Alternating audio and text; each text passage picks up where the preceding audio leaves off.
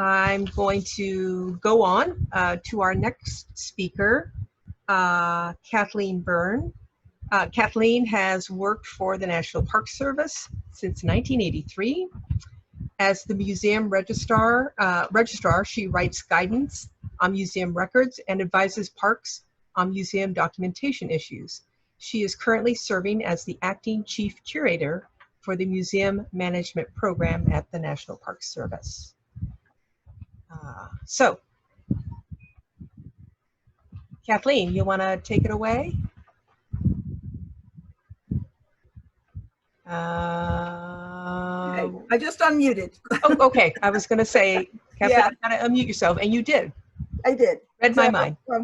Hi, everyone, from wherever you are, and I am actually from the beautiful bomb shelter in Harpers Ferry, West Virginia. I am one of the few people in Cultural Resources who doesn't work in the main interior building, but I am part of the Washington office.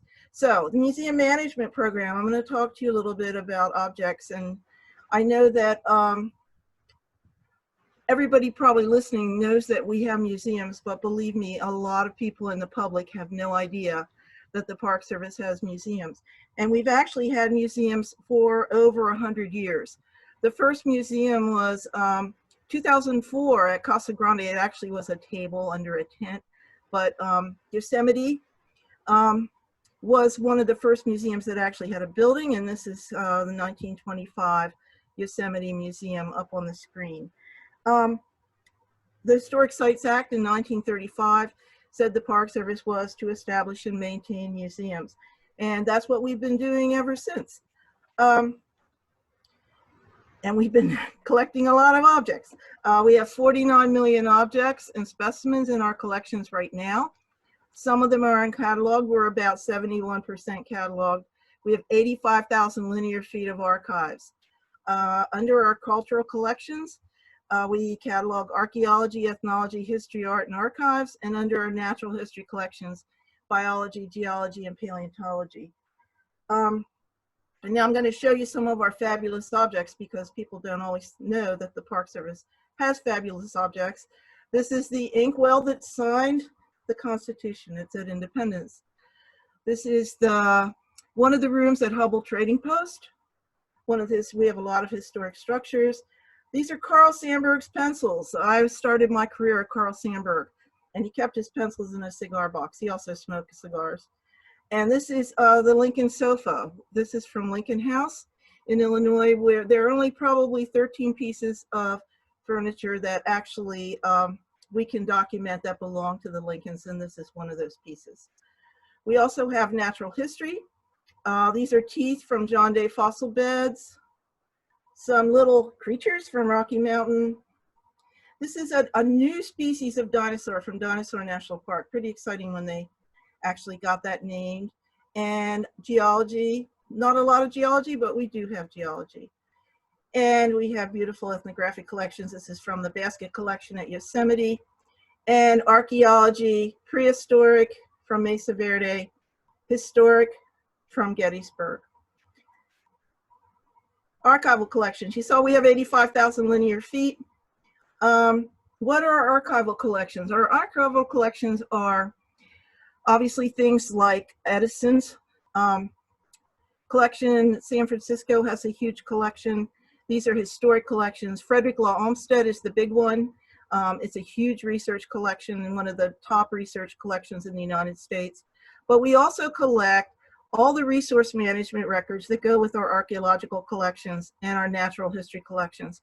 So the bulk of our collections are really resource management records that relate to managing the parks, the land management, and the collections that come out of the ground or from natural history collections. So what does the museum management program do? Well, one of the things we do, one of the main things we do, we write guidance and technical support for the museums, and we have a number of publications. The conservograms are short pieces of information about things like very practical things like how to make a mount for a Indian headdress. So there's lots and lots of conservograms. All of our publications are now up online.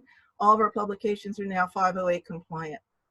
Our big publication is the Museum Handbook, and that's in 3 parts. And I don't know if you've ever seen, sometimes you'll see them sitting around the big blue handbook, but now they're online. Part 1 talks about preservation of collections. Part 2 talks about documenting collections. Part 3 is access and use. And I'll talk a little bit more about the Automated National Catalog System, which has a different name. But our publications are very well respected in the field. It is a big job to keep them up to date, which we are like scrambling to keep them up to date with very few staff, but we are gradually getting them all up to date as time permits.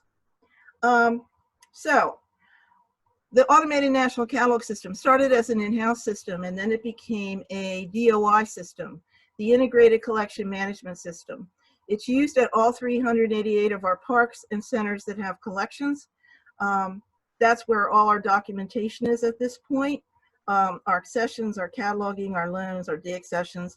In fact, I just spent the last 2 days going through every park to find the statues in the collections and what the description of those statues was. So it's a very, very useful thing. We're now online. We can find things. For a long time we could not find things, and now, since we are digitized, we can. The DOI program, DOI has a museum program for all the bureaus with collections. There are about 10 bureaus. The big ones are BLM, BOR, BIA, and National Park Service. We have probably 87% of the collections in the department, but we are working together. There is a new system that we're working on right now. It's MCMS, Museum Collection Management System. It's going to go live in 2021, and it's going to be web-based with cloud storage, and that's really going to help our parks. They won't have to deal with the park IT. It's going to be web-based. It's going to be a lot easier for everyone, but it's a big transition, and parks are very nervous about it, understandably. Okay, so where I am, I'm at the National Catalog, and the National Catalog is a repository for all the catalog records in the service. And you can see that we have records going back to the 1920s, and this particular one, 1926, came in 1926. Some of the old records have these beautiful drawings on them. The newer records are all computerized, but we still have paper records, and we hope to maintain paper records at least for the foreseeable future. So this is the National Catalog. It is in a bomb shelter, as I said. Everything is in binders, 1 through 500, and they're in there by park and by region. So it's surprising that I frequently get calls, can you look up such and such? Because maybe the park lost the record. Or maybe they're just trying to see what they used to have, because we have old records and new records. And what else do we do? Okay, we have the guidance and technical support. We have the program management, which is the ICMS program, the National Catalog. We do annual reporting for the department, how many things were brought in, how many things were de-accessioned. So we do a lot of spreadsheets with data about our museum collections. But we also have, we also do outreach and education. So we have online exhibits. We have a web catalog, which includes objects, and people can go in, to the public can go in and look at various things in our collections. We do online exhibits. This is the fabulous Chaco collection. We do teaching with museum collections. We have a web catalog. We have a Google channel on Google Arts and Culture. It's a website that features NPS collections. We have a Facebook site. We have an Instagram site. We have a Flickr site.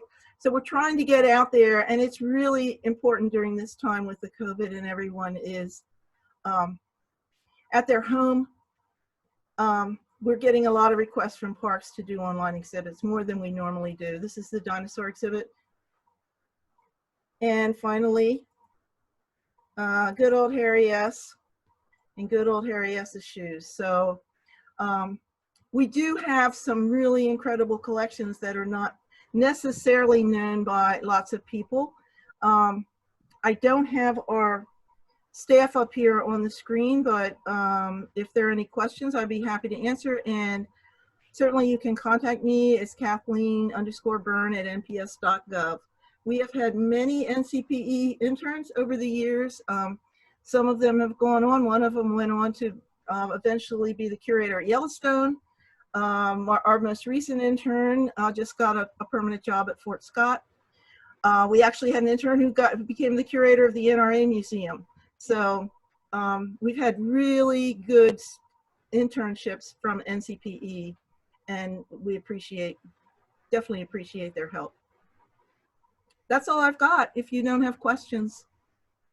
I'm not seeing any in the chat, but I do have a question for a couple of them for you. You mentioned 503 compliant. Maybe you could explain what that is. 508 compliant. 508.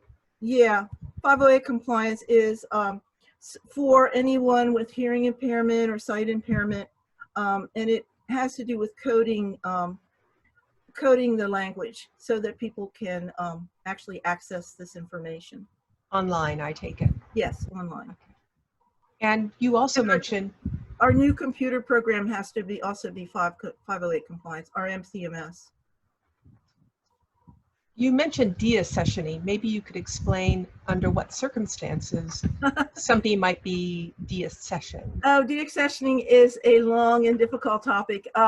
There is a law. There are very few laws about the museum collections, but the one law that we do have is the Museum Properties Act, and that tells us how we can bring collections in by gift or transfer or exchange, how we can deaccession collections.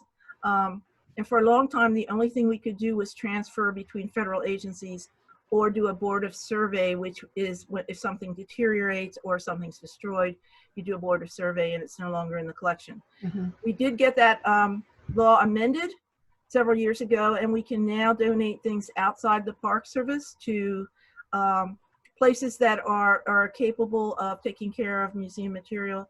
We can also transfer to other federal sites. We used to only be able to transfer within the department. So that's given us a little more leeway. It is a fairly lengthy process. Part of the law says we must ensure that the objects are no longer needed in the service. So we advertise to the service parks for 30 days. And then if they decide to actually deaccession, we put something up on the website, a notice of deaccession for 45 days. And that is required by the museum profession so that we're not looked at as doing things under the table. It has to be very transparent when you're deaccessioning public property. Anything else? That was it for me. Actually, I have other questions, but I'll defer. Oh, Taylor Traub has a question about what about repatriation is the question. We do repatriation. The only thing that we are involved in at this point is if it is a museum piece and it is cataloged, then we do deaccessioning, and we follow the same rules as everyone else. We have to do the Federal Register that, notice. Mary Carroll is the MPS NAGPRA person, and she and I are actually working on a training, NAGPRA for curators, which will be, I think, the first week in September. And basically my part is just to talk about the deaccessioning part. But NAGPRA, I mean, a lot of things are